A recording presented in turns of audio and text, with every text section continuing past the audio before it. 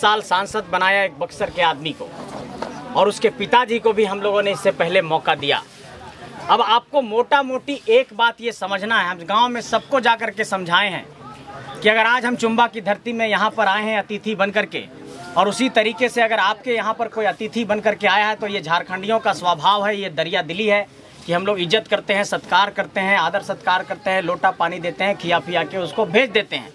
लेकिन हमारे घर में आया हुआ अतिथि हमारे ही ज़मीन पर कब्जा करके हमारा ही कहेगा कि अपनी ज़मीन की रजिस्ट्री कर दो, इस बात को स्वीकार नहीं करना। इसलिए बाहर के नेता को बिल्कुल एक्सेप्ट नहीं करना। ये बात को डंके की चोट पर हम लोग कहना चाहते हैं।